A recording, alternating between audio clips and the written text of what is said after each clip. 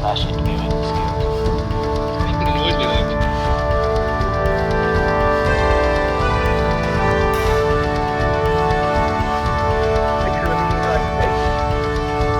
Please excuse how awkward I am. you're watching Nelson Du Bois Show. Hello everyone, thanks for tuning in. Today my guest is Ronnie Taheny. She is a lecturer at the Adelaide University and the owner and operator of Artie Records, among so many other things, and she spent a lot of time touring in Europe. Such an incredible artist with an amazing work ethic, and there's just so much more that I want to talk to her about other than what we covered in the interview. And I hope you enjoy it, and hopefully I'll get her back on for a part 2 sometime later in the year, because there's, as I said, just so much I want to cover with her. Thanks for tuning in, and I hope you enjoy the show. Hello, Ronnie. Welcome to the show. Thanks for having me on, Nell. Dubois. It's really great to see you again, albeit not in North Terrace, on North Terrace at Adelaide Uni at the Conservatorium of Music, but live from Berlin. Congratulations on the big step overseas. Thank you very much. And you've been here as well, correct? You lived here for a couple of years? Yeah. I was about 25 years overall in Europe. And I had to start in London because that was where I had to do some business and publishing and a few other things. And then my dream was 2 things once I got to Ireland. Ireland was very much on my list for 2 reasons. One was West Coast to the Taheny's in Sligo, to visit that source for the Australian Taheny's down at the bottom of Yorke Peninsula, and also to make sure I got on the Galway International Arts Festival, which was the biggest growing arts festival of Europe at that time, in 1995. And I pulled it off by 1996. So it took about 7 months, and I was on that bill with some very important people. It was really, really great. So that was why I started at London, then went to Ireland, and then was always touring the continent, knowing that Germany was the best place, the biggest market, the richest market, and a long history of appreciating culture and paying for artists. Their long history of classical artists had paved the way for understanding that you patronise artists because this is the way they live. And you weren't the bottom of the food chain, you weren't an amoeba, you were actually a valued member of society by being a musician or a creator of music. So in this way, I knew Germany was the place to be. It just took a little bit of a while to get there. And once I got there, I started writing. I had 2 homes. I had Frankfurt, just out of Frankfurt, Darmstadt, between those 2. And of course, I had one place just out of Dortmund, and spent a fair bit of time in Berlin, as well as lots of other places as well, and a lot of other countries as well. But Berlin is such a great place because the enclave of foreign artists there was amazing, especially the Adelaide crew. There is, as you know, a real enclave of Adelaide jazz heads there.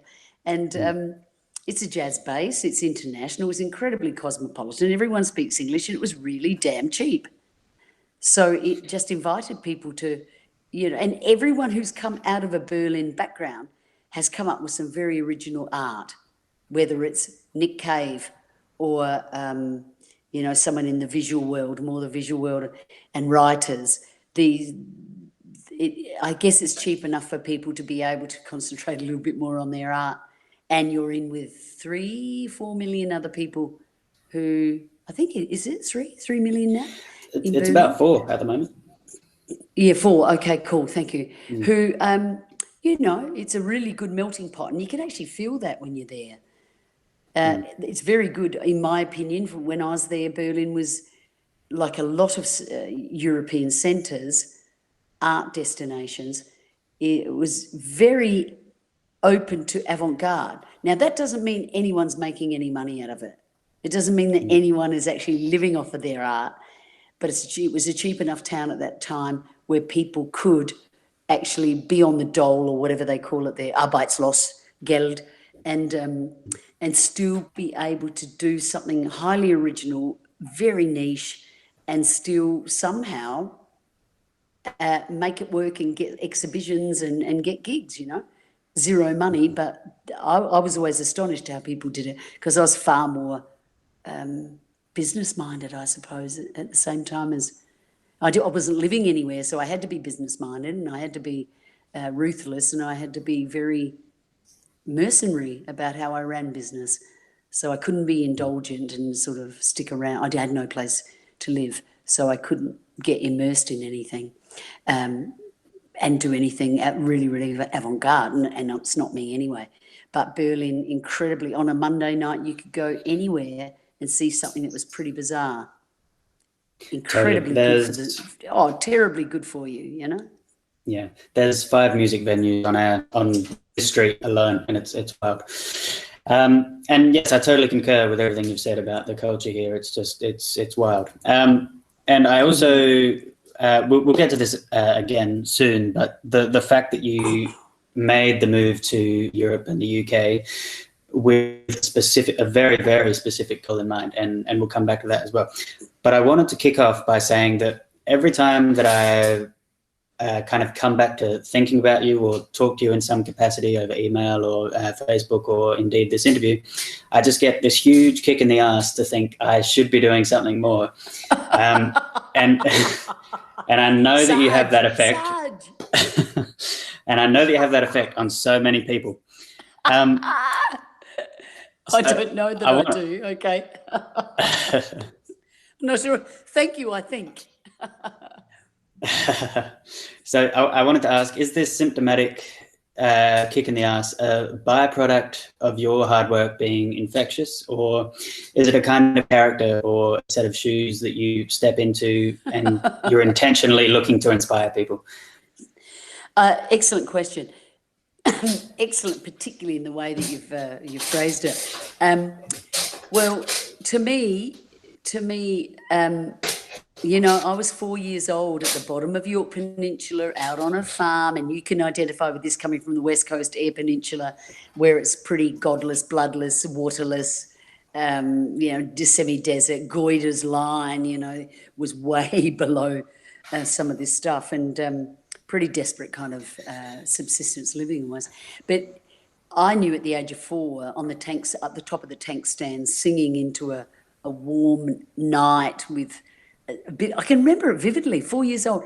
It was, and this warm zephyr breeze, and I felt like the figurehead of the Titanic, you know, and singing as always, but singing probably something from Sound of Music or something. Climb Every Mountain was a very good favourite of mine, and a bit of an anthem. And just knowing that I was going to travel the world playing music and not just singing. I don't like to be just a singer. That's, you know, it's not very empowering in lots of ways. Play music, play my own music and travel the world. So I just knew that at the age of 4. Now, what does that mean? That means that it was very easy for me to just follow that path and do it because it was written. You know, it's just like following a line. And in fact, the funny thing was people said, oh, it's all right for you. They always said in my life, it's all right for you, it's all right for you. You know, you've got a talent, or you've got these things, you've got this. And I said, no, actually, no, you've got to look at it another way as well. You follow that line and you're absolutely fine. But if you try to step off of that line in any manner, like try to be a normal 9-to-5er or try to marry and renovate a house or have children or something, you will go mad. Right? So in a way, you haven't got choice. You're kind of defined and you just following what's absolutely your reason for being on the earth.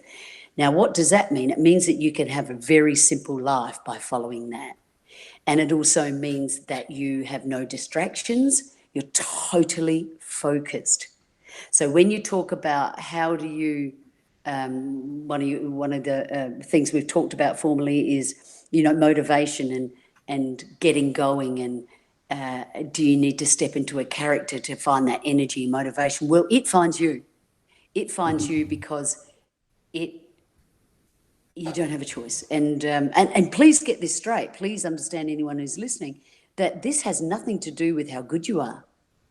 You know, I'm a bit of a journey girl and I'm not brilliant at anything, but I'm very good at every single piece of that pie, whether it's business, performance, entertainment, lighting, EQing a PA, driving, getting on with everybody, pacifying police people, all the whole myriad, the myriad stuff that we need to do.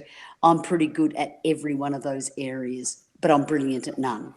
And does that mean you get a bland person? Probably. But for me, it's very easy to, it grabs you by the throat and it tells you what has to happen next. Because if it wakes you up, ask yourself, artist out there at the moment, ask yourself, is it waking you up in the middle of the night? Is it making your heartbeat go up? Can you picture yourself precisely at that festival, on that stage, doing whatever your dream is? Can you picture yourself, what does your day look like when you've so-called made it, whatever that is for you? And if it's not doing that, you've got to question your level of passion about what you've decided. And that doesn't mean that, it's not for you. Don't get me wrong. Mine was easy because it just hit me in the face and just go, yep, that's what I'm going to do. Can't think of anything better. This is it for me. It's all I've ever wanted. And it's been a great life. Therefore, simple and very, very great with a lot of push in between. But for anyone else who goes, well, I'm doing music at the moment because because really I love languages and I'm waiting to get into languages to study or something, then I would really, really question how successful you'll be in music. Because if you are not absolutely immersed in the need to express yourself, to use it as a therapy, to be able to create. And by the way, I'll never use a capital C, create, that, creatives and all that crap. To me, that's bollocks. Everyone's creative. And I don't think we're remotely elite. If you're not into, if you can't see that that's a burning ambition, it forces you to do it, then you might struggle a bit. Because if it's the opposite, if it's like me, if it's like a lot of people where you've had a vision, a very, very clear vision for most of your life, exactly where you're going to be and what it will feel like, what will be your day by the age of 25, what will be your day when you're 30, what will you be doing when you're 38, what will you have achieved and what will you be hanging out doing when you're 40. If you can't get a vision of that, it's going to be pretty tough. There's lots of things RD Records do to help you on your track. I'm not going to bore you with that. That's what we specialise in. But what is very important is this burning passion. It will wake you up. It will wake you up in the middle of the night and you've got to do it. So therefore, long-windedly, I'm arriving crabwise to your point, where you don't have to find motivation. It's already found you. It's driving you. And if it's not, there's lots of ways to get that happening. You just don't have a clear enough vision at the moment, or it's a self-conviction thing, a self-belief thing, and or a myriad other things, but you can certainly work on those and sort it out really quick, smart. Do people like Australians? Everywhere you've been, do they like Australians?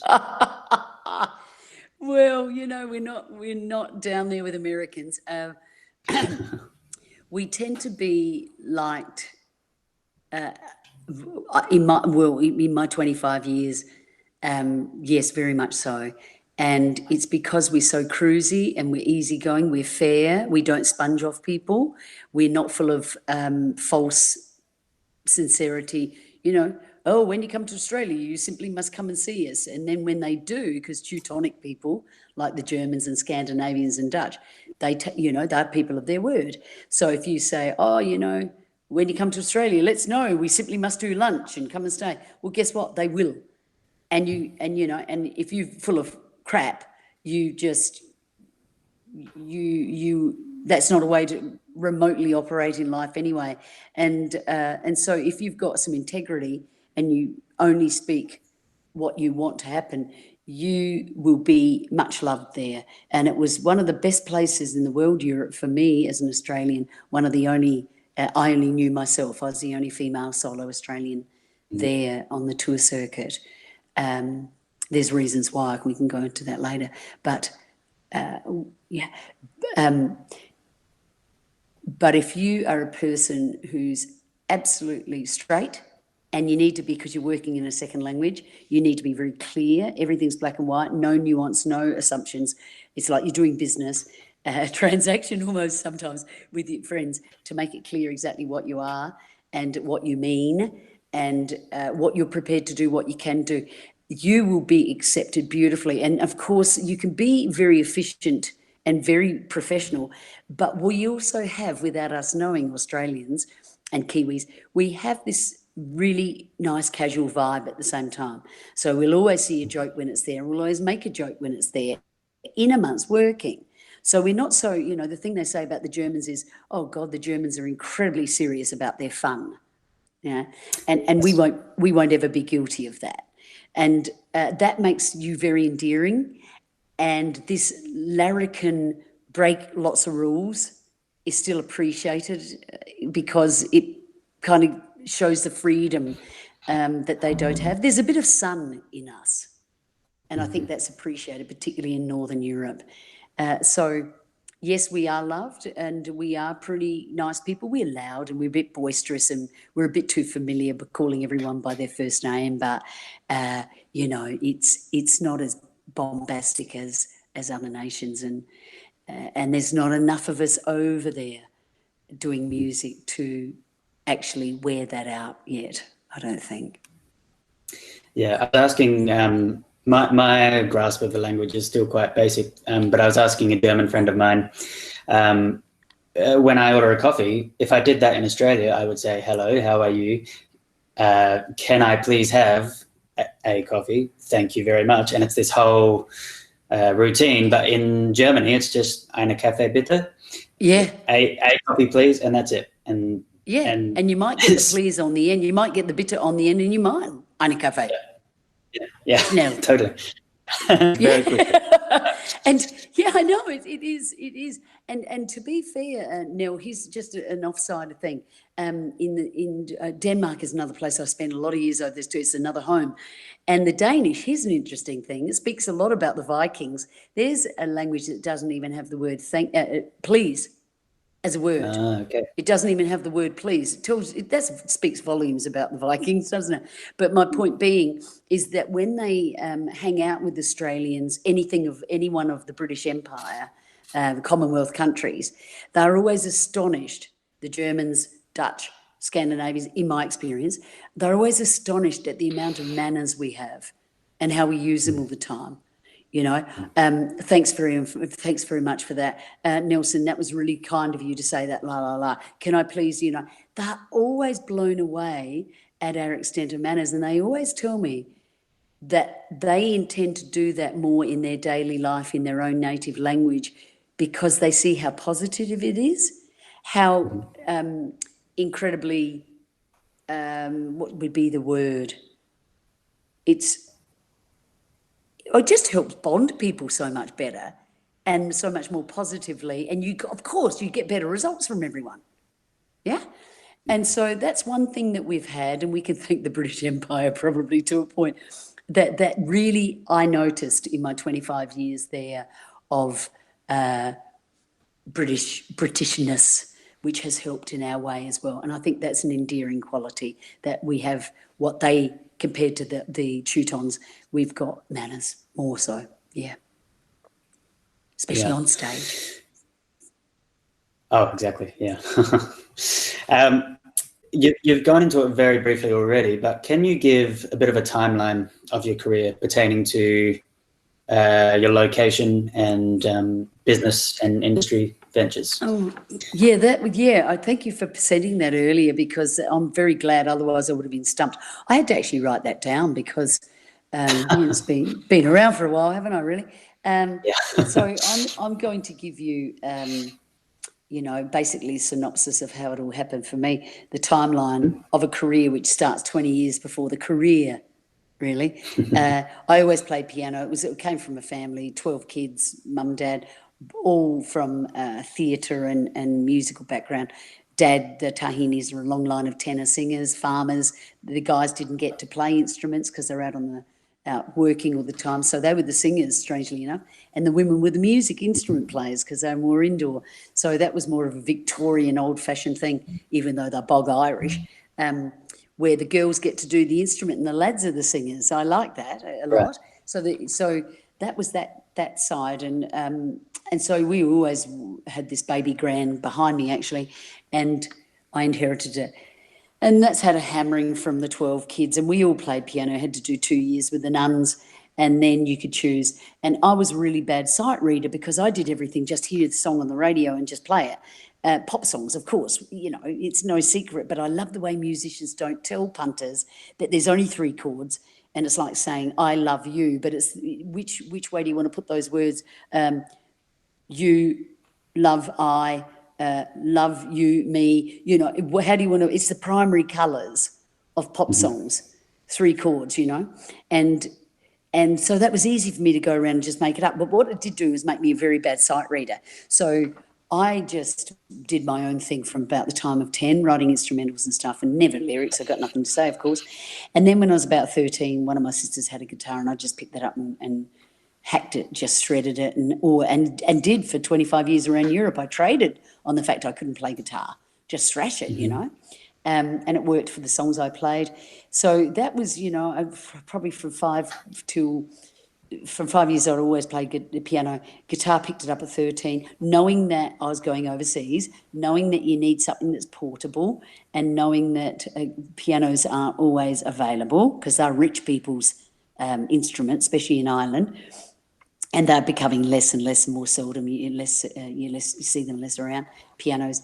So that was a good getaway. And then at uni, I did banjo, and I did alto sax for 10 years. And that was my first initiation into original bands by playing brass in the 80s. If you wanted a job as a girl in a band, you would play brass. And so I wasn't a fan. I couldn't work out why. I was pretty average in it and didn't really like it. It wasn't passionate. And I worked out why that was in retrospect years later when I connected the dots. And that's because when you're playing brass, you can't sing. And primarily I wanted to sing. And the other thing was it's not a harmonic instrument. So it was really boring, especially for practice. So I didn't do very well, but good enough to get me into these original bands. Wanting to sing more, absolutely shy by the age of 20, and I'm still too shy to sing, but knowing that I had to, über den Schatten springen, that was the most important adage I took from German language. I think I kill it, but über den Schatten springen, over your own shadow jump. And I knew I had to do that as a singer, otherwise I was never going to achieve what I wanted. So I started as this alto sax player and in different guises, and piano player in something, never singing, and then did BVs, and then came in and did one lead and worked in the Adelaide chorus for some years as a tenor, often too, with my voice, and came through the back door for a few years, too many years, and then I was ready to go ahead, and already, and then the plan was to, and then This House is Jumping we still hold the record in the Adelaide Festival Centre for the biggest crowd that we pulled for an EP launch there, 1,300 people. They just kept opening doors for us in lots of ways, actually, metaphorically. And then that was 4 or 5 years. That was 1987 through to about 91, 92. And then that broke up eventually, people doing different things. And I'd already been doing solo projects by then and doing trio. And I took the rhythm section and made that Ronnie 3 Chords and the Truth as the cover outfit that paid for everything original, and the Chosen Ones was the original, and ran them very independently. There's a hint for you. Don't ever use the same brand for 2 different entities that you're doing. And then, I recorded the first album, Ready to Take Overseas. That was 2 years before I went. About 1992, I started recording, got my whole package together, saved a lot of money. And then by July 1994, that's when I embarked on this relocation, first in London, then Ireland, and then the continent. So it was all part of a plan, but it all had to work in a certain order for someone who didn't really have the natural alter ego. If it's not real for me, I can't do it. So instead of getting drunk on stage so I could go into that lead singer thing, I just had to work through the back door, because I knew that getting drunk or slipping into a character wasn't how I wanted to operate. So it had to be real. So I was very late. It made me a very late starter. But that is okay. If you're independent, you know what you want, you'll end up in a better place anyway.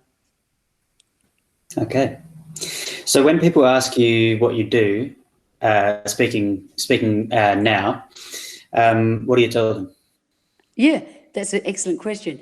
Well, I stopped touring about 3 years ago, and you know, I was starting to get tired after 35 years of putting up PAs and stuff, and so I retired. But that, what, you know, everything that's happened in my life is it's sort of like, oh, I retired, and then I thought about this is for anyone out there who's a bit dodgy with time management, organisation, and a strategy. Tune into this, because nothing in my life just happened. It was all planned, and when one thing was coming to an end, I'd already cross-faded into a new thing that I wanted. So nothing came as a surprise, nothing caught me abrupt, and nothing caught me without enough money to stay independent and do what I wanted under my own autonomy.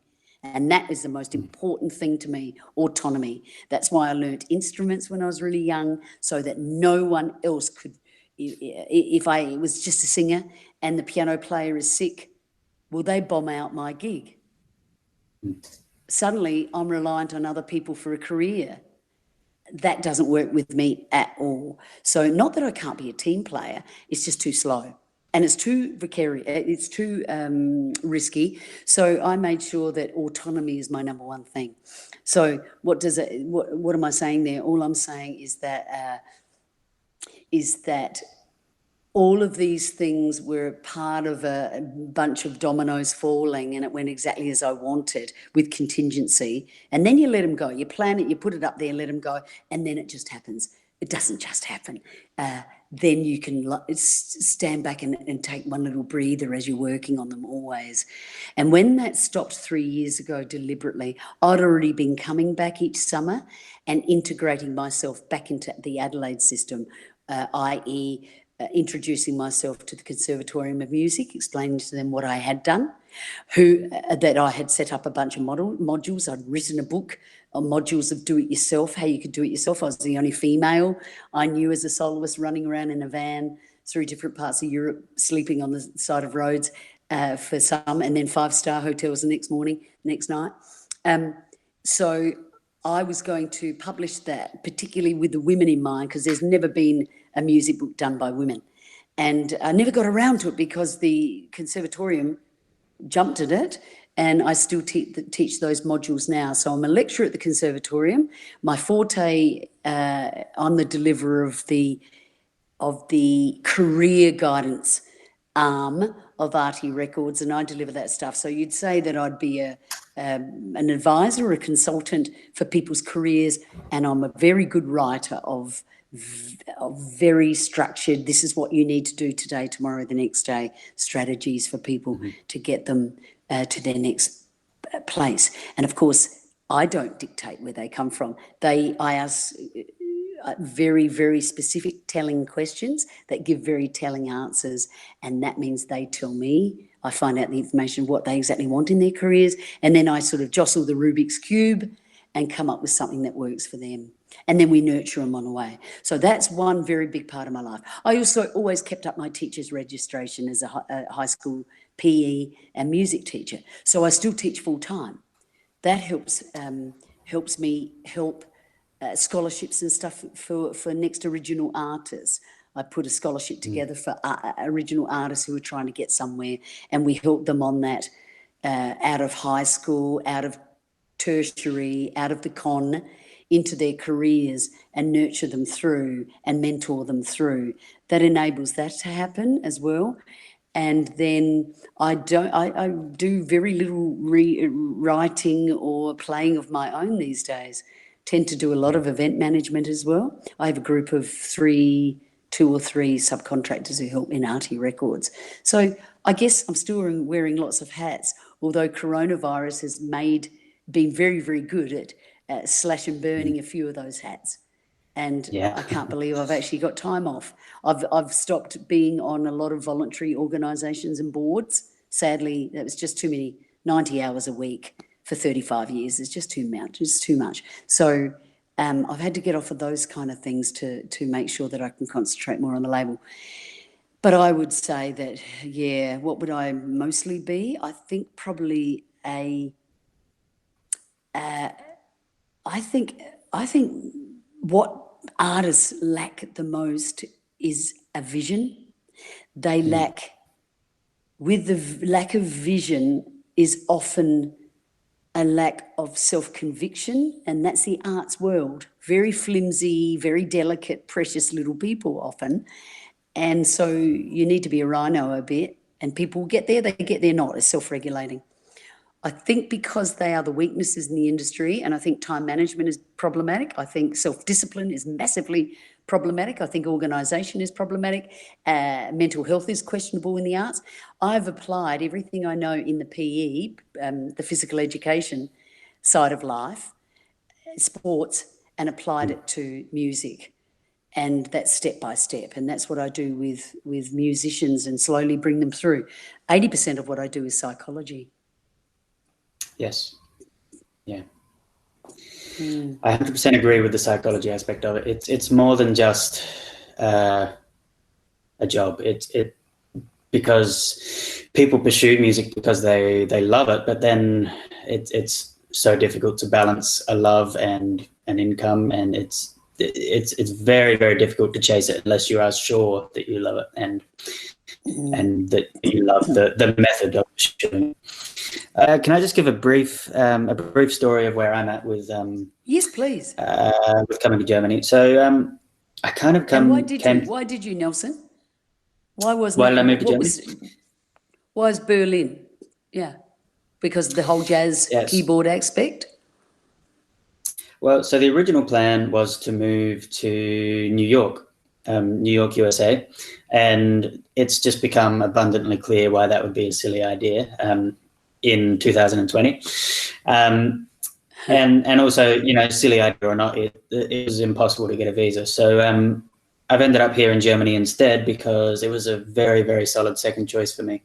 And I'm interested in experimental music a little, and with a traditional, and I'm using air quotes there, songwriting grounding within that experimental music. Yeah. And yeah, Germany seems like an incredible place to do it, especially Berlin. And also, not knowing the language, obviously, it's a good place to start in Berlin, and it's cheap. So something that I've realized while being here, because I found myself in this weird position. So 2 years before moving here, I had what was essentially a full-time job in hospitality in order to save up to come here, and that kind of made all of my progress in music come to a skidding halt. And then since being here, I've had to find the courage, the motivation, the resources to start it back up again, to start the engine again and get it rolling. And in doing that's come with a lot of existential questioning and dread and everything, and especially because I'm on the other side of the world. And so kind of the realization I've come to is that I've spent since high school, I've spent 2 years being very, very busy at something, like stupidly too busy.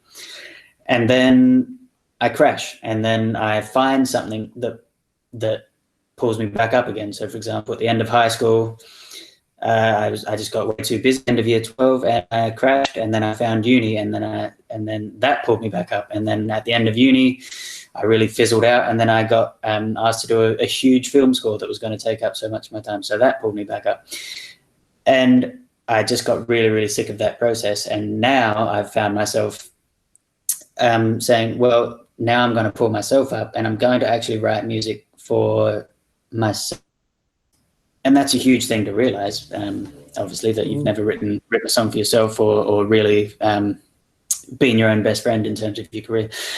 My question for you is, how you kind of alluded to the fact that you have always known, but do you have a specific tool or a question that you ask your artists that can help them decide what is the pathway they need to take? So to avoid them becoming a film composer when not supposed to be a film composer, what is the question or a tool that you present to them so that they can find out what to do? Yeah. That will be multifactorial, by the way. But before I do answer that, because I have to think of 5 things as we're doing that, there's about 5 questions I'd ask. But I just want to make a comment on what you said. It sounds to me like for the first time ever, you're being motivated by internal reasons, not external deadlines and pushes. And when you're in anything in life, if you're motivated by externals, it's always going to be danger. And you've got this other thing going on, which is this incredible high, low, quite a pronounced famine feast, high, low, manic down.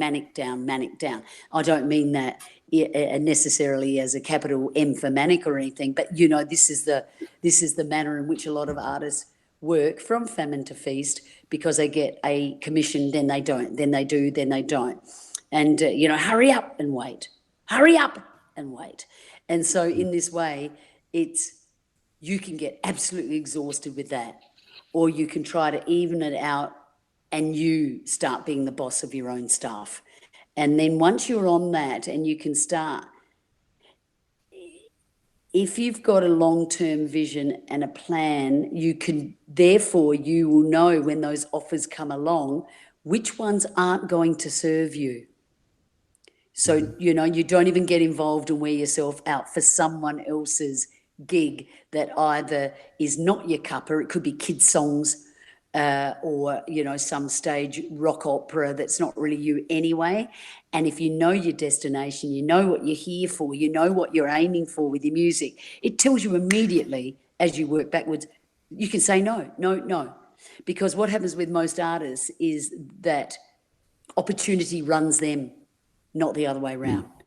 And so they get caught up in lots of stuff that just is almost diversionary tactics, almost distractionary tactics, and suddenly they wake up and they're 37 and they've never written a pop song for themselves, and they still haven't brought out their first album. So you don't want to be one of those people, and I think it's really great that you've realised that now, and you don't want to keep burning yourself out. That's a dangerous psychological cycle as well, I reckon, for anyone doing anything, So that's really, that comes with age, but it also comes with the experience of doing it twice or thrice, like you said, and then you start to catch on, this is the pattern here, and it's not that healthy. I can't keep doing that. Dropping out, then back on top, dropping out, and waiting for something else to pull me out each time. So that's really great news, and thanks for that, because I didn't know that was the way you operated. Meanwhile, my reptilian brain has thought of those 5 things, I think, that you need to ask someone, to make sure they're on the right path and they don't have too many false starts. That's essentially what you mean, so they can get straight on with it? That's right. Yeah. Is there one question that you ask an artist that stops them from going down the wrong path and makes them realize and take control and work out what they want? I think one of the most important things that we can ask ourselves per se in life anyway is the same as what I would ask an artist. If Nelson, if I was at your funeral and someone's delivering your eulogy, what do you want them to have said about you and your art? Mm-hmm. And that tells you what you should be aiming for. And if you don't know, that's okay, but you need to start, one needs to start whittling that away and, and discarding stuff that's peripheral and distractionary, and you'll get to the kernel. But what do you want to be remembered for? That doesn't mean you're necessarily going to be famous or anything, but what do you want your art to stand for? And you could be as obscure as you like. But that is a very cardinal question to ask yourself, and then you work backwards from there. Yeah. That method has been very helpful for me in the last, 6-7 months. So, yeah, totally agree. Great. Can you tell us how to break into the Olympic Stadium in Athens? Yeah.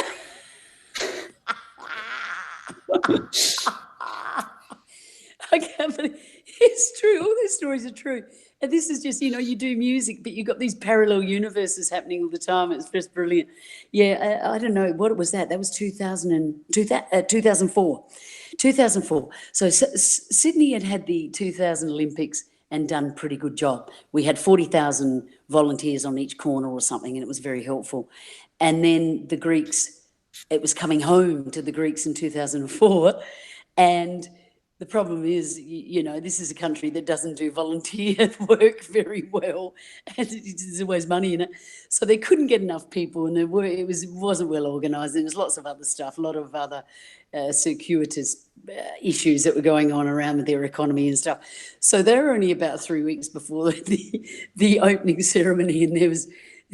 I happened to be in Athens, passing through, having a break in between the summer break of touring, always down the Med or down to the Middle East or something, but always on that fantastic historical theatre called the Mediterranean Sea. Always some countries around there, and so heading down past Athens on my way to Turkey or Syria or something, and went, hey, there's an Olympics going to happen here soon. So let's drop in and see what the crack is, see how it's looking. And it looked appalling. It looked like a building site. It was 3 weeks away, and there was a stadium with no lid on, nothing. And all around it was just building blocks and Besser blocks and cranes and stuff, but no one seemed to be working. So we stopped to take a look, just to get a closer look and take a photograph. And I had a roadie with me who was a niece. And she'd been pushed by her father back in Australia, my brother, to, get pictures. He was a league footballer, so sport was it, get pictures and stuff. So we stopped over and we could get closer and closer. It's 42 degrees. We're in sarongs, as if we come off the beach. And we can get closer and closer. And as we go into the site, it's just sort of, sectioned off like they do with mesh gates that they do for festivals and stuff, and they're movable, And so we just followed the bouncing ball, really. And before we knew it, there was nothing stopping us from getting into the actual arena surround. Now, if you can think of Centurions or the what's the Roman one, the Colosseum, any of these things, if you could picture it, you've got your circular thing above, like a theatre, amphitheatre seats and stuff. But then underneath this huge round structure, there are, like a footy park, there are these wide entry points where everyone goes in underneath, and so we were just able to walk down underneath, which takes you into the arena itself, and no one there, no security, nothing.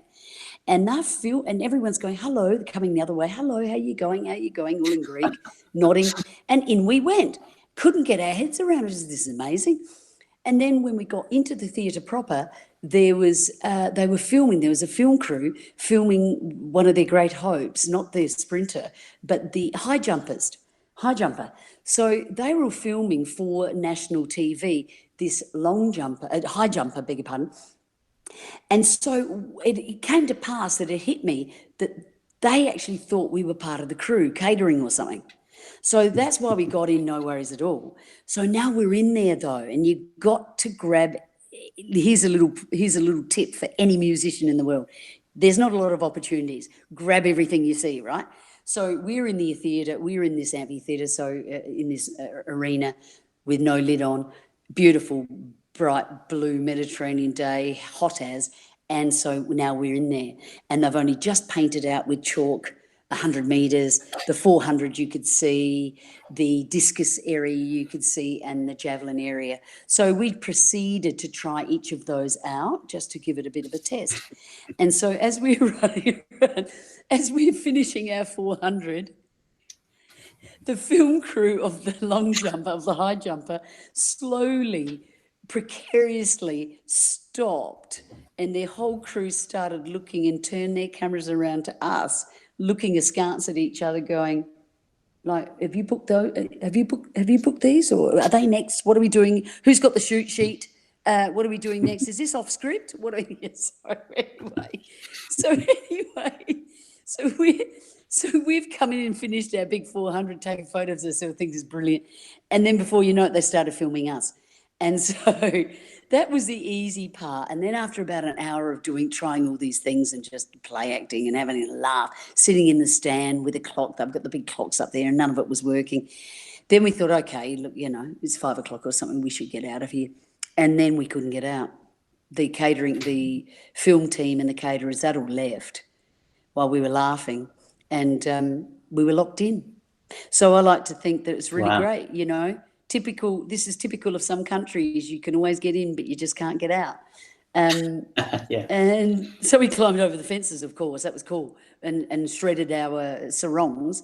But it was just in life, it's very much worth breaking all the rules, and it's not. This is why Australians are loved, because it's not stuff that you could put you in jail for. It's not a criminal activity. It's just a bit cheeky. So even the cops, when the security guys sprung us and busted us on the way out or whatever, you say your story or you explain, it's too unbelievable, so they don't know what to do with it anyway. They haven't got a protocol for that because it's a grey area. It's outside the box.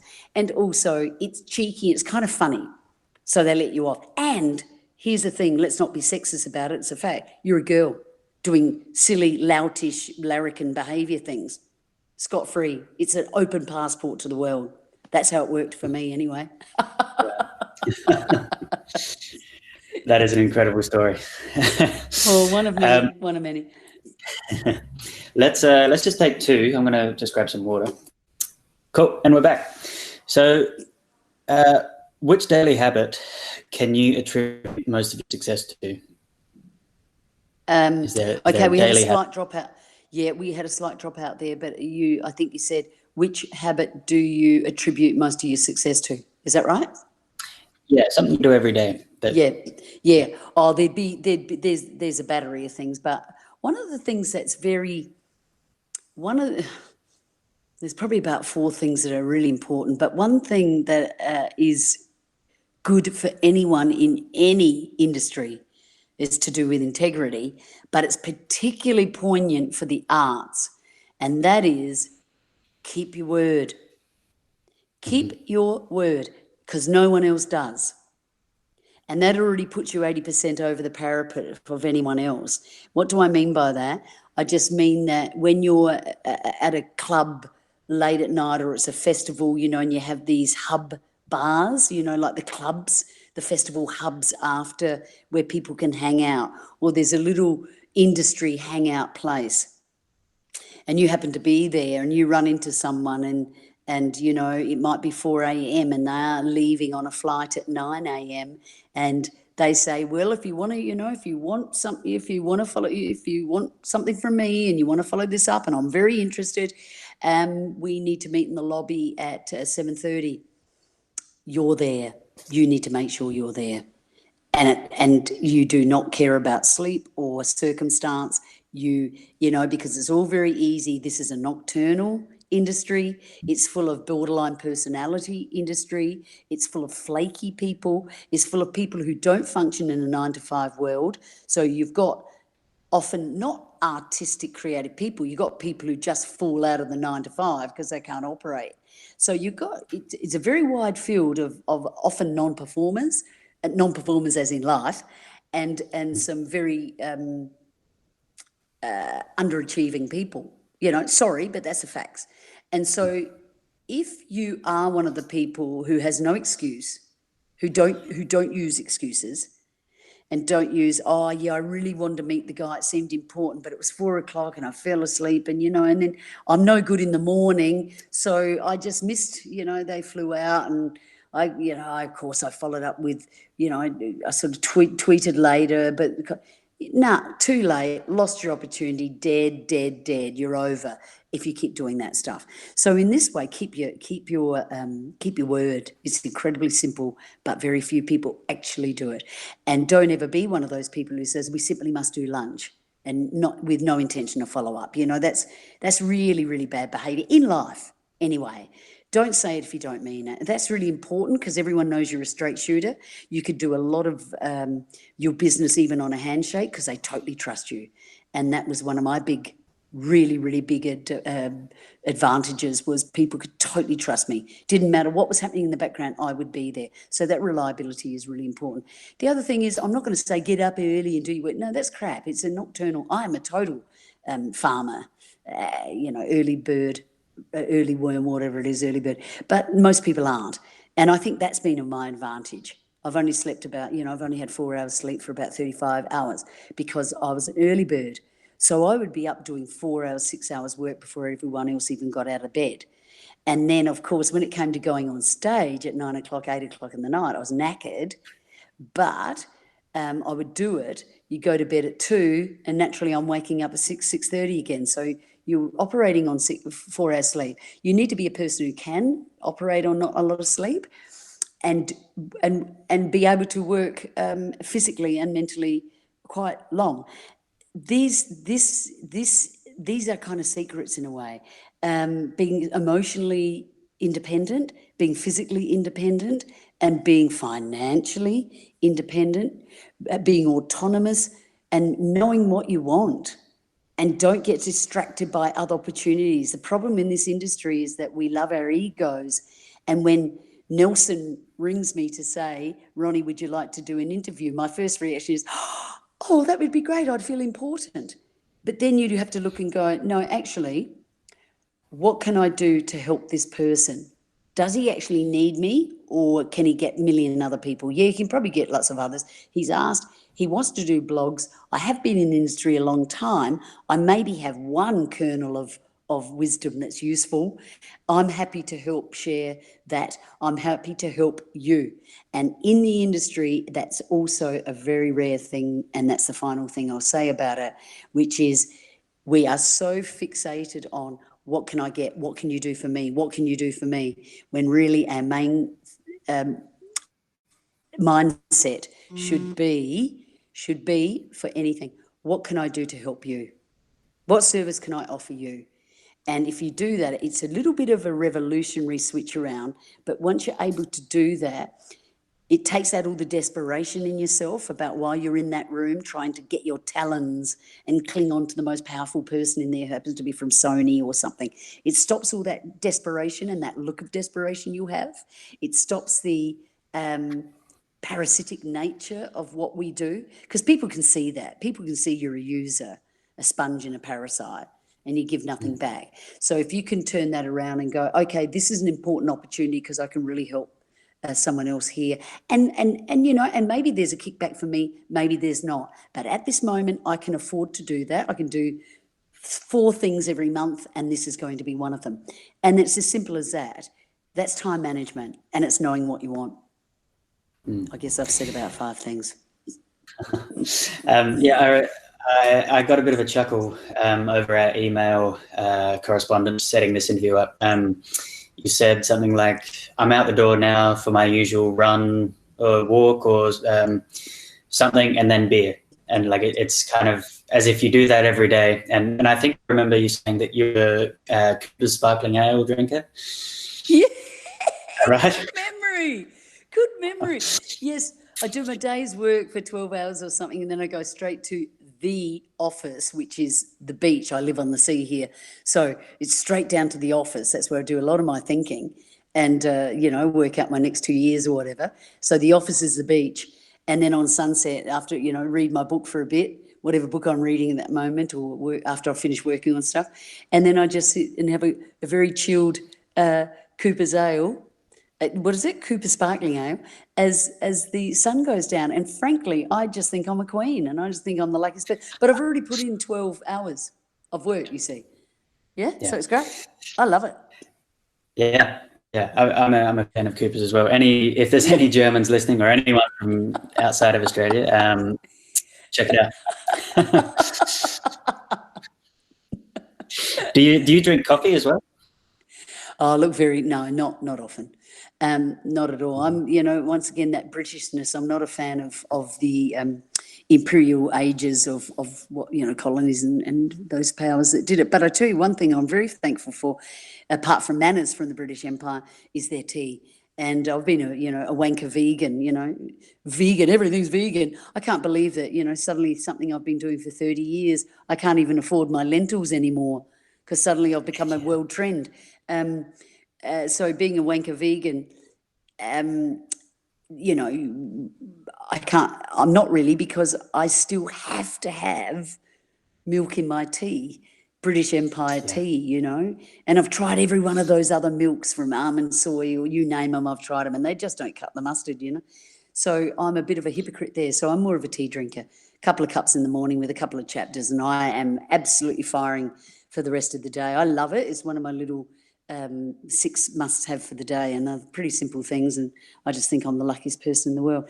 I found, particularly not being a coffee drinker, that if you'd been up since 4 a.m. or something and, you're on tour and it's, 12 nights of it, and you've got to be up on stage at 8 o'clock in a theatre at 8 o'clock and you're lagging a bit, that's when a coffee comes in handy. If you're not used to that amount of caffeine, you just have a normal, what would be a normal coffee for someone else, which is terribly strong for me. Man, does that stuff work, Yeah. You're up and you're kind of pumping, and then after 2 songs you're pumping anyway, but you just go, wow, that stuff really works. So why do you ask? Oh, no, just wondered. It's often such a crucial part of people's daily routine, having a coffee and sitting down and doing something. And I'm always interested to see whether that is part of people's routines in people that I interview.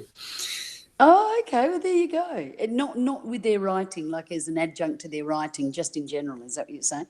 That gets them going in the day? Yeah, like, they start the day with one, and then as they sit down at their computer to write, or even, business people in the traditional sense, they'll, have 2 or 3 cups of coffee a day. Oh, God. Oh, no, my heartbeat goes, I'm manic enough as it is, let alone adding that in. I don't think that's a good idea. Yeah. How many people work for you, and how much interaction do you have with those people weekly? Yeah. Be it email, person. Yeah, well, Artie Records is mostly is based here in Adelaide, but it was for many years in Germany, and there's still a bunch of people there I can tap into at any time if we're working with an artist over there at that time. But let's talk about the crew I work with here in Adelaide and Sydney. So I have 2 people that are subcontract here, but they're independent, so they can work in other festivals and do other event management, and it's a PR person, and you just pay them as a contract, as a piecemeal, or not a piecemeal, event by event. And that, and I have a videographer who does all the technical and IT stuff as well.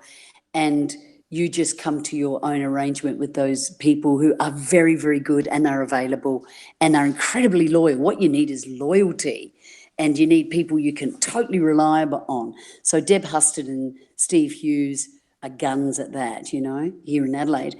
And then in Sydney we have Neil Saint, who's the Saint, and he does podcasts and stuff for us there. He's with Radio 2 RRR, and so he does, once again, we send our artists to him, and he does the same kind of thing that you're doing now, and goes up and about, and he looks after our people there. So that would be, we run a pretty tight ship, and I do all the education services and stuff like that, and just keep the boat floated out, and I never micromanage. I just say, this is what we are, this is where we are now, this is where we've got to get. You sort out how you would do that. And if they come a cropper, of course, they can chat to me. But usually, totally, you don't have, what's that saying? You don't have dogs and bark yourself, Right. It's like a really good band, I don't have Jared Payne on drums and then tell him what to do. You just let these people, that's why you select them, because they're sensational. Let them do their thing, and you just float on the fact that you can't do anything really, and they're carrying you. I like that. Yeah. If you could outsource, not just Artie Records, but Ronnie Taheny Incorporated, like everything you do, if you could outsource it, you probably can outsource it in your position now, but would you outsource more if you could? Absolutely. Yeah. The thing Yeah. that, excuse me, the thing that I've been wanting to get less of and less of in the last 3 years is the going out at night, physically having to go out at night for the reasons I spoke about earlier. I'm an early bird. I love to be in bed by 9. When I retired from the road, when I stopped touring Europe, and that meant I wasn't working at all, I stopped and came back to Adelaide and did other things, daytime things instead. I was euphoric. I'd say to people, you have no idea how exciting this is. I can go to bed tonight with a book at 8:30 if I want tonight and for the rest of my life.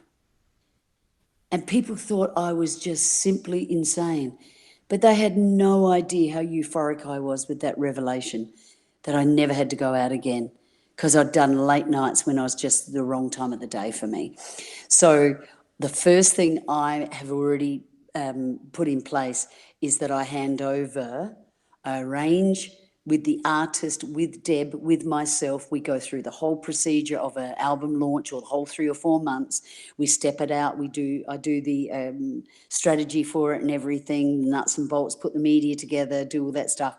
And then on the night, slowly and surely, handed all that over to Deb, so that I don't have to be at every event for every artist that we do all the time. And I often do the MC role because I actually love MC. I think that's a much better gig than singing half the time. And it's easier, less, certainly psychologically much easier. However, that means still being there. So that's the main thing. I'd outsource any of the night work, and I'll do all the not admin, that could go next. But do all that hands-on, one-to-one. Let's get you to the next level. Let's get you to the next level. That's where I think I particularly am very helpful. And the night work can be done. Running an event, kind of runs itself by the time you're there. So no nocturnal stuff for me. You won't see me at any parties. Awesome. I'll be at the office. Yeah. Yeah. It's interesting for me because I'm kind of the same. I don't love going out at night, but I'm at a point in my career where I think I need to be going out and being social and doing gigs, of course, obviously as well. But yeah, we'll see how it folds out. Who knows? Well, you can't really do much over there. The timing is really interesting. You can't network, can you? In the flesh, you can't really do that. But that's all right. There's lots of other ways around it. Yeah. Okay, let's kind of. I want to ask you some kind of fast questions. The questions are fast. The answers don't have to be. All right. I'll try. No, it's totally up to you. When was the last time you were stuck? Stuck? You can interpret that word. Stuck as in writing block, or what do you mean? It's totally up to you, your interpretation.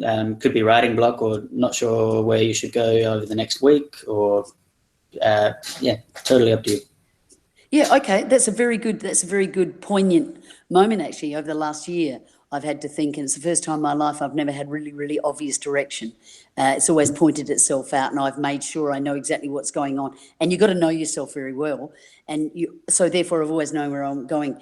But in the last year, it hasn't been so clear. For the first time ever, it wasn't a clear path. It was very frustrating. It was a little bit spooky, not because I'm a control freak. I just felt like I was marking time, and I'd never done that before. And that was to whether to continue the business and keep it going. Therefore, you've got to grow it, or concentrate more on the educational arm of everything and let other stuff go, like touring and putting artists overseas and stuff, because that's, there's just a thankless, hard, there's no return on investment there at all. It's hard work. So that's been one thing that I've been having to mull over the last year, and that hasn't been pleasant. But you have to have, whether it's writer's block, whether it's you just can't see a vision for your next album, whether this track is a bad child, that just you can't bat it into the shape that you want. You're finding that doors are shut. You can't get a gig. You can't get a live gig. You can't get an online gig. You just have to trust that out of this will come even better things. And it's just a a breather, a kind of a breather that you're forced to take, reanalyze, reassess what's going on, and doesn't mean that you're on the wrong horse, doesn't mean that things are going wrong, doesn't mean that you're losing your mojo. You've got to be careful because silly games start playing in people's heads when they're stuck. And it's none of that. You have to trust totally and have faith in your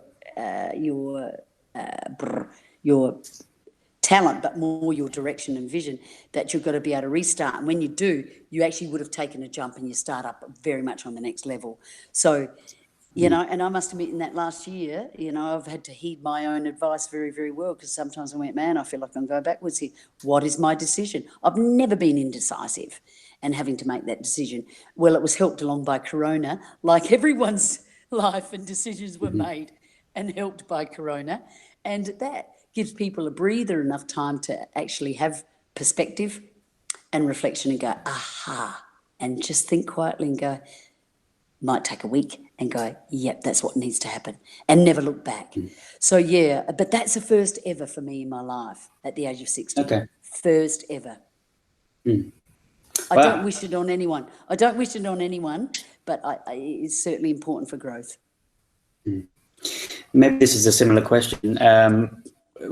Is there something you've changed your mind about in the last 5 years? Yes. Yeah, exactly how much I want to grow the business, because it's a lot of work and I'm starting to lose my mojo. And I always end up in hospital from overwork, you know, just overwork, and then, you know, end up with some bloody asthma attack or something, and I'm not even asthmatic, and, you know, end up being an asthmatic for the rest of my life. And then I was in hospital a while ago with a total sinus, you know, drilling out my entire head. I'm sure they've given me a frontal lobotomy as well. And I can feel it. And surely you can recognise it. And, and I, you know, and these were wake-up calls. I didn't get the big cardiac. I didn't get any of that stuff. But I got little, because I'm really fit and my diet's great and my attitude's great. So I got away with a lot of years of overwork. But there was these little sort of knock, knock, knock, knock. Do you get it now? Do you get it now? Yeah. Do you get it now? So they'll send bigger ones and bigger ones. So that's really, yes, I've oscillated, and it's forced me in a way to make some probably healthier for me decisions, and actually stop doing 90 hours all the time. Now I'm back to about 50 and I feel great. Yeah. Who comes to mind when you think of the word punchable? Punchable. Punchable, yeah.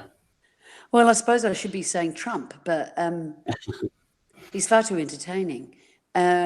Gee, I don't think there'd be anyone no one at all. Who's yours? Well, I don't know. I find that it's an interesting question to ask, because some people backpedal and some people have an answer very, very quickly at the top of their head. No, not at all. I tell you what, that's the only one you got a shortcut. More of those, because you get short answers from me. Yeah, awesome. Who comes to mind when you think of the word successful?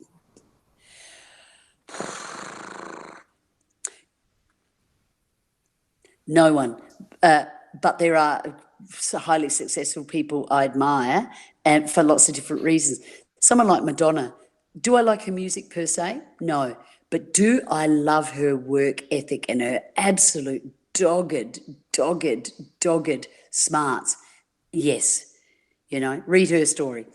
Here's one closer to home. As an Australian, I was shocked to read a double spread one day about John Farnham, this Australian icon, John Farnham we had.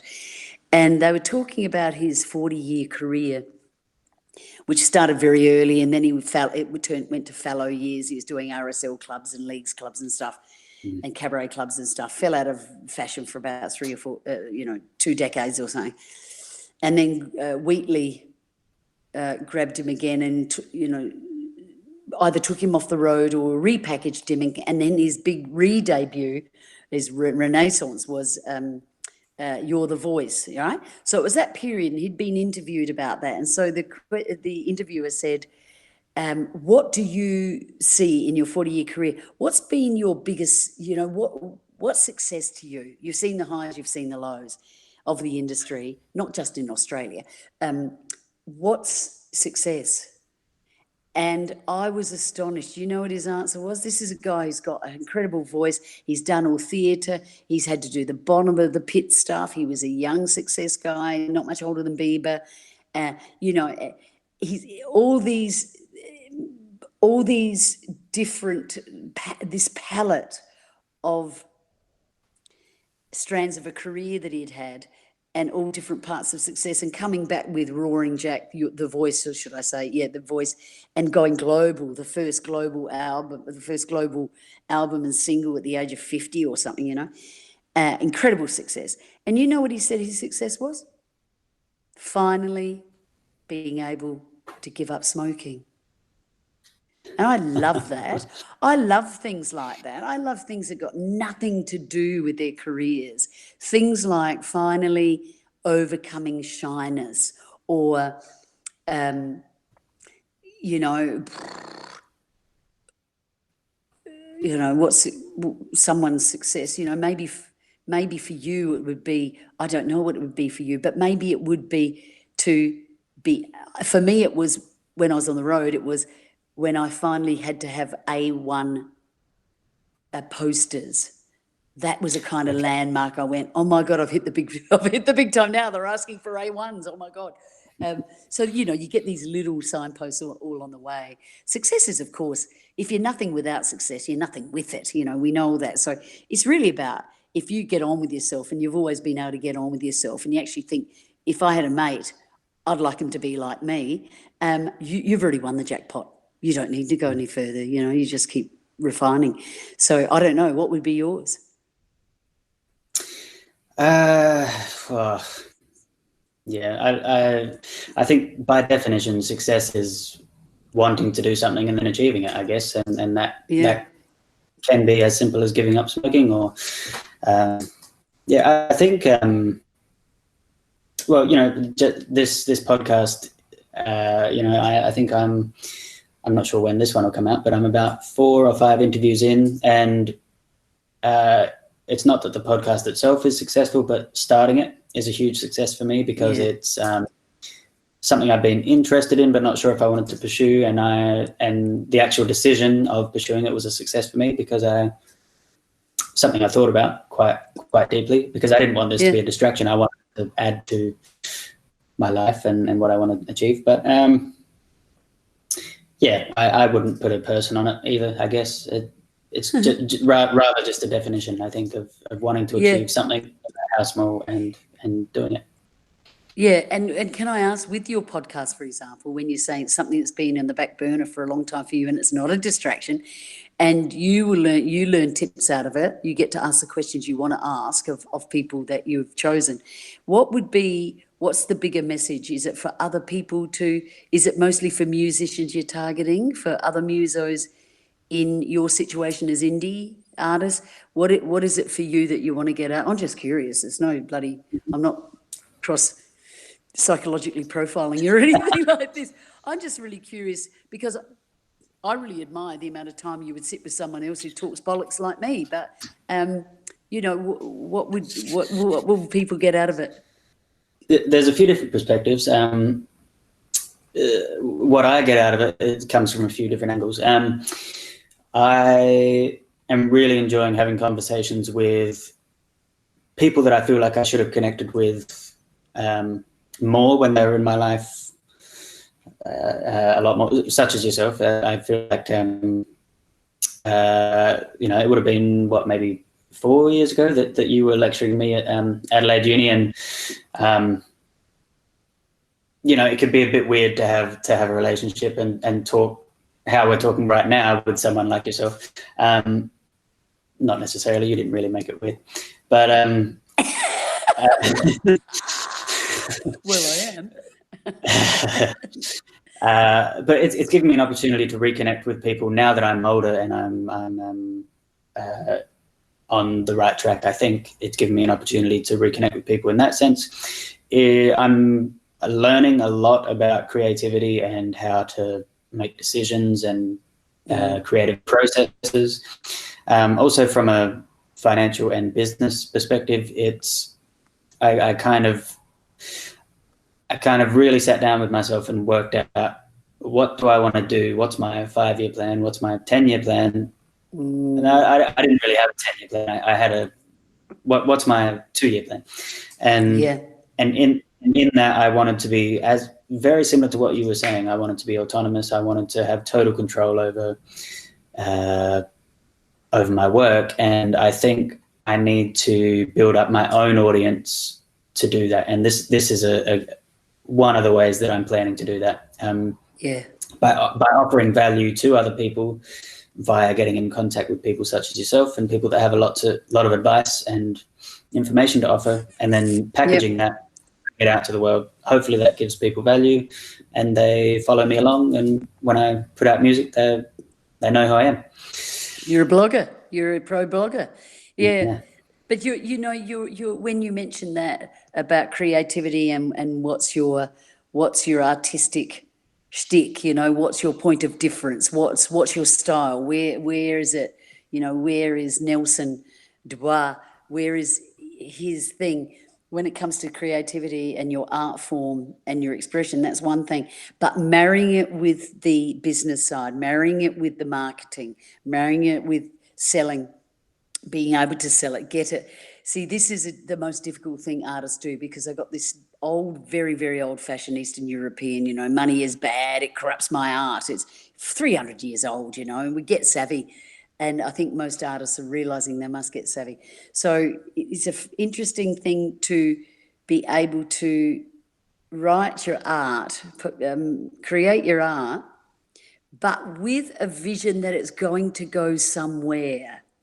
The bigger plan, it has to go somewhere and it's going to be sold. Why? Because you don't want to have to put your begging hand out to any government body or people on the street or Arbeitslosengeld, that's unemployment money, or anything else that makes you a victim. And it will put you on the shit heap of life if you lose your own power, because then they decide whether you're going to have a career or not. You gave your power away. So if people can get savvy enough to go, money is just a currency whereby it gives me power. And mostly, what does money do for anyone? It gives them choice. It gives them education and it gives them choice. And then you get to choose how you want to take that art further on and further on. And you will always control that horse and you'll always be driving the buggy. And that enables you to change on a dime, go and live in Africa, whatever, without being bought and paid for. It's an awful feeling. And if you're getting a grant from a government, be aware that you are bought and paid for. You've got to do, what's that word? Acquittance. You could do acquittances after it's finished and checks and balances and 30 pages of follow-up bureaucracy. I think it's fantastic we have these things. But if you don't like admin and you don't like the nuts and bolts and you don't like answering to everybody, we'll make it easy for yourself. Get off your bottom, get an income, think about where you can sell your art before you write your art. That will inform how you write it. You'll make it more palatable and you will have a market and you will run your own show. You will be free, you'll be independent and you'll be autonomous, and that is success. Yeah, so much of what you just said is exactly what I'm striving for, and it makes me feel very validated to hear it echoed from yourself. I'll finish up with one question, and then we'll circle back to how people can find you online. But my final question, unless you have anything else you want to talk about, is if you could have one billboard in Rundle Mall, what would that say? One billboard?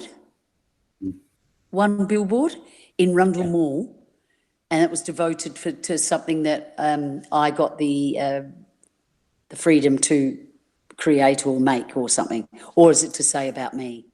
Is it? Okay. What would I like it to say? Yeah, you can use it for advertising. You can use it for a quote. You can put a picture of yourself flipping the bird. You can do whatever you like with it.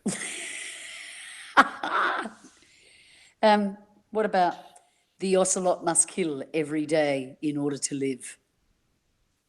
Would that be useful? That could be useful. Do you want a real one? very good question. No, I've never been asked that. What would a billboard say? Nah, do you know, I wouldn't have anything because it would all be cliche and terrible, like breathe or, you know, believe in you or something. Nah, they're all slogans. It's all been done. It must be Nike, just do it. No, do you know what? I'll have to get back to you one day. I'm going to email you my follow-up on that one. That's an excellent last question to ask because for the first time ever I've been stumped. Well done, you. Thank you so much. Yeah, thank you for being so generous with the time. I'll let you get to bed. It's probably a bit close to 9 there in Adelaide. Oh, God, I'll be champing at the bit, you know, punching out Zs before we know it. Zs, not Zs. Look, I tell you what, Nelson, I think firstly, I didn't know that you'd gone to Berlin, so it was fantastic when you contacted me. I've gone, yes, another one, just takes it by the horns and makes that leap of faith. And we know that when a person goes to somewhere that is foreign, they try harder. And there's a joke that the Irish always say about themselves, because the Irish have one of the biggest diasporas across the world, apart from the Jewish people, right? And they say, even the fucking Irish will work when they're living offshore, you know. So in this way, it's really good when you don't have your own support systems all the time. You become more self-reliant. It certainly carves out whether it will give you conviction or it will break you. And you are so much more self-reliant in so many ways, and that only makes your art better. And when I found out you actually live in Berlin, I was hoping you'd run into Leo Ori or any of these other Adelaide guys there, and fantastic guys doing the same as you and girls doing the same as you, and not just the same, but realising there's an art hub. You know, there's been different ones over history. There's been Weimar, there's been Paris. There's always these different art hubs that everyone who's funky goes to in all the different media. And I absolutely accolade you. And all I would say is, you know, make sure you don't stay there too long without getting out and about and doing things, because that also can end up with a comfort zone. It can end up being a comfort zone. You step right out of the comfort zone, and it's always good to be a little bit uncomfortable. Good on you. Good, you're going to have to go through. Oh, you just had a winter. You've just had a winter, and I think that's uncomfortable enough in Berlin. So you've done well. Good on you. Good on you, Nelson, and keep going. You're absolutely fantastic, and thanks for doing these blogs for people. They're great. No, not a problem. Thank you so much as well. I'll put some notes in the show notes, but where can people find you online? Yeah, 2 places. One is ronnietaheny.com and the other is RT Records, ARTYRECORDS, rtrecords.com.au. That's got the Australian suffix in that one. And suss us out, and you'll get everything on YouTube from there. Awesome. All right, Ronnie, thank you so much.